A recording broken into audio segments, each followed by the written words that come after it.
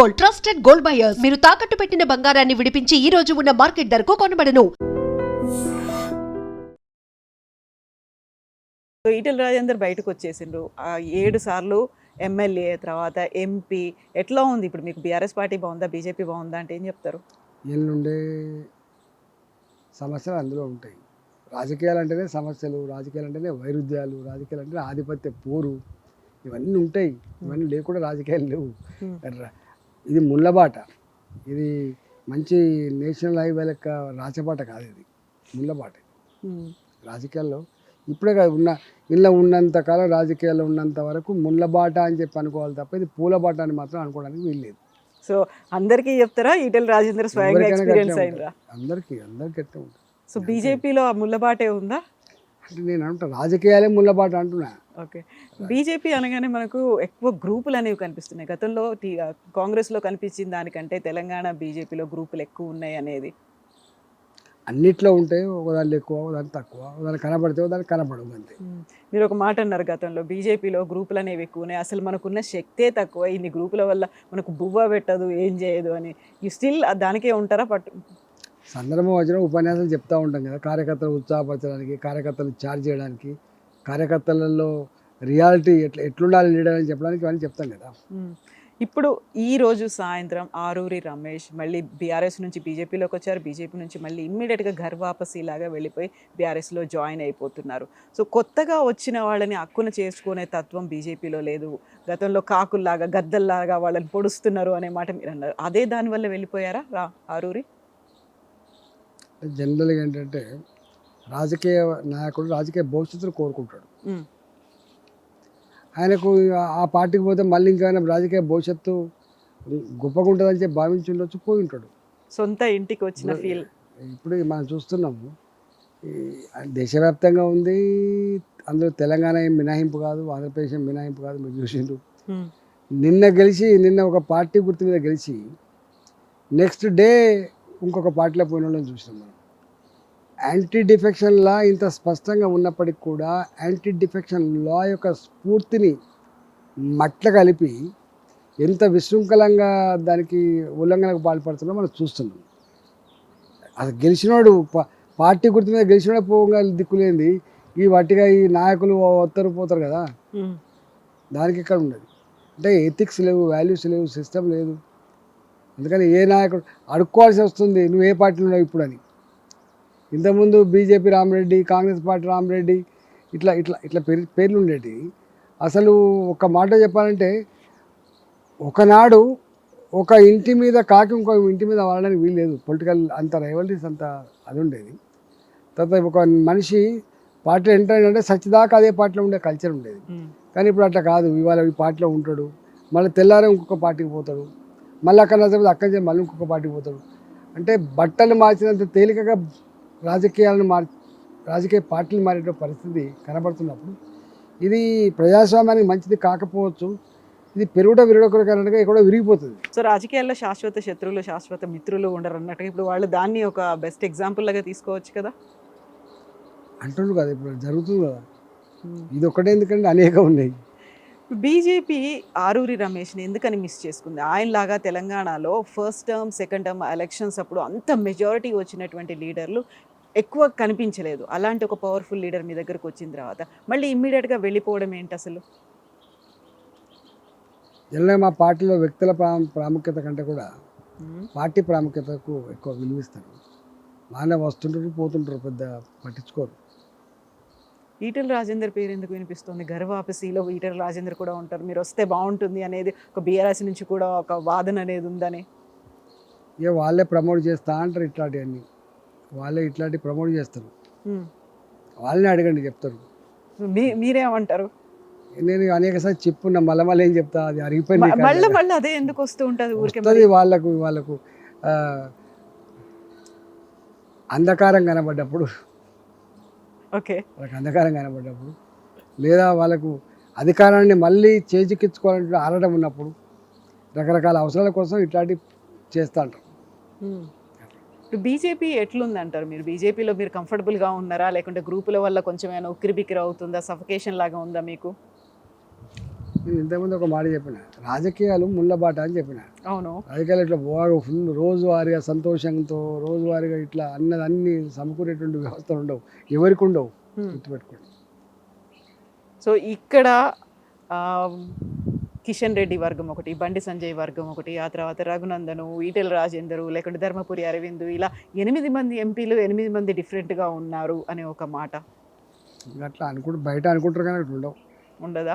నిన్న ధర్మపురి అరవింద్ ఒక మాట అన్నాడు, నేను రఘునందన్ కలిస్తే బీఆర్ఎస్ పార్టీని గల్లంతు చేస్తాము అనేటువంటి మాట. అక్కడ కేవలం ఆ ఇద్దరే ఉన్నారు, మొత్తం బీజేపీ గురించి చెప్పలేదు ఆయన. తెలియదు మరి వాళ్ళు ఏ కాంటెక్స్ట్ అన్నారో వాళ్ళని అడగండి. ఓకే. సో ఇప్పుడు ఈటెల రాజేందర్ నెక్స్ట్ అధ్యక్షుడు అవుతారా, కేంద్ర మంత్రి అవుతారా?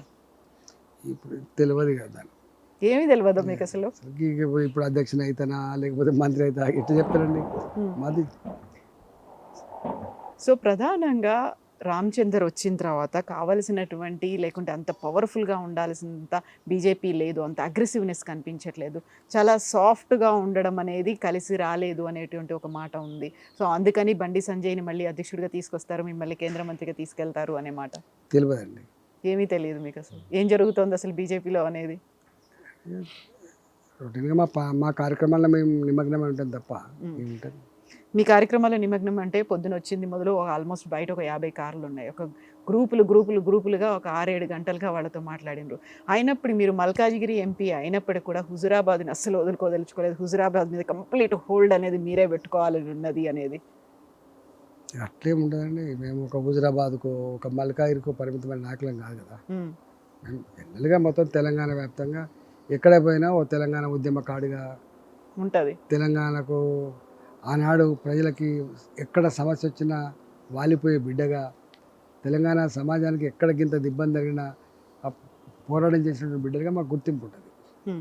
రాష్ట్ర మంత్రిగా పనిచేస్తే, మంత్రి అంటే ఒక జిల్లాకు మంత్రి ఉన్నాడు కదా, టెక్నికల్గా జిల్లాలో ఉన్నప్పటికీ కూడా తెలంగాణ వ్యాప్తంగా పరిచయాలు ఉంటాయి కదా. ఇప్పుడు బండి సంజయ్ హుజురాబాద్ నుంచి ఆయన కంటెస్ట్ చేయాలనుకుంటున్నారు నెక్స్ట్ అసెంబ్లీ ఎన్నికల వరకు, అప్పుడు ఈటెల రాజేందర్ ఏం చేస్తారు?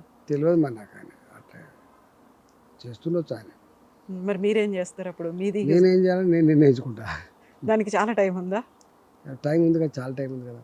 ఇప్పుడు ఎందుకు, ఇప్పుడు ఇంకా 3 ఏళ్ళు ఉన్నది ఎలక్షన్స్.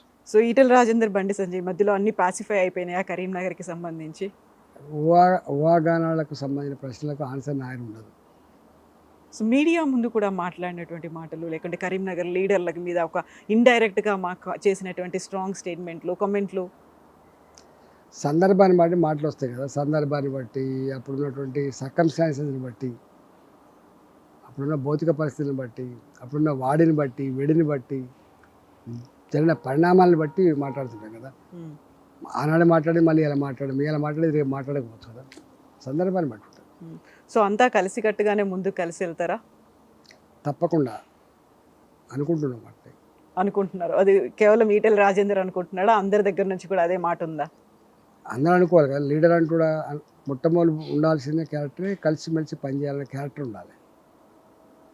దానికోసం ఏం చేయాలంటారు? ఈ మధ్య కాలంలోనే విన్నది, ప్రధానమంత్రి నరేంద్ర మోదీ తెలంగాణ ఎంపీలతో మాట్లాడారు, ఆ తర్వాత ఛత్తీస్గఢ్ మిగతా రాష్ట్రాల ఎంపీలతో మాట్లాడినప్పుడు ఇక్కడ మనం అనుకున్నంతగా చెయ్యట్లేదు, ఓవైసీని చూసి నేర్చుకోండి, సోషల్ మీడియా కావచ్చు మిగతాది ఏదైనా కానీ అంతగా అగ్రెసివ్గా వెళ్ళట్లేదు అనేటువంటి ఒక మాట మాట్లాడరా? నో కామెంటా? చూడాల్సింది, నేర్చుకోవాల్సింది, ఫాలో అవ్వాల్సింది ఏం లేదా? సందర్భం అయితే చెప్తాం. ఇప్పుడు రాలేదు అసలు? ఇంకా టైం ఉందా దానికి? ఎంత టైం ఉండింది? ఎప్పటి వరకు ఉండొచ్చు చెప్తాం. సో ఇప్పుడు లోకల్ బాడీ ఎలక్షన్స్ అనేవి ఉన్నాయి, ఇప్పుడు మళ్ళీ ఫోకస్ పెట్టాల్సినటువంటి అవసరం ఉంది. ఏం చెయ్యాలంటారు? తెలంగాణ బీజేపీ ఎలాంటి పిలుపునివ్వాలంటారు?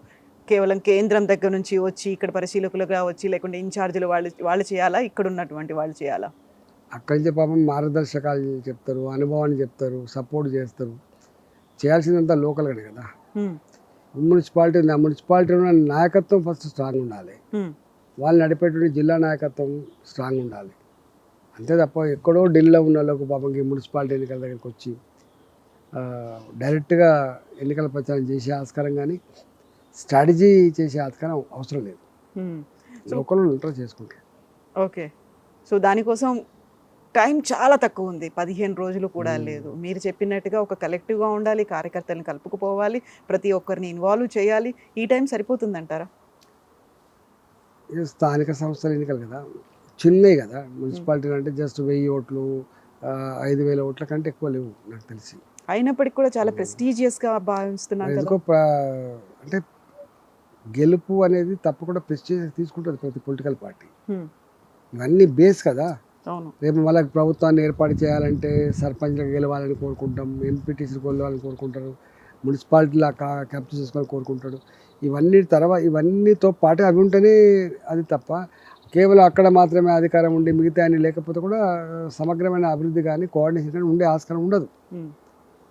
సో ఇప్పుడు ఈటెల రాజేందర్ అభిమానులతో కొంతమందితో మాట్లాడినప్పుడు వాళ్ళు అన్న మాట ఏంటంటే, ఒక రేవంత్ రెడ్డి ఒక బండి సంజయ్ కలుస్తున్నారు ఈటెల రాజేందర్ని దెబ్బతీయడానికి అనే ఒక మాట. మా అన్నకి దక్కాల్సినంత ఒక పేరో గౌరవమో లేకుంటే మనం ఇప్పటిదాకా చూసినటువంటి అవన్నీ మిస్ అయిపోతున్నాయి, కొంచెం తగ్గినట్టుగా కనిపిస్తున్నాడు మా అన్న అనే మాట. ఇక బయట వాళ్ళు పాపం మీ అభిమానులు వాళ్ళు ఏ కోణంలో చూస్తున్నారో పాపం, హ్మ్. వాళ్ళ అసెస్మెంట్ ఏందో వాళ్ళకెరక, నాకేమైనా తెలుస్తుంది. ఓకే. వాళ్ళ అభిప్రాయాన్ని ఎట్లా చెప్పగలుగుతారు?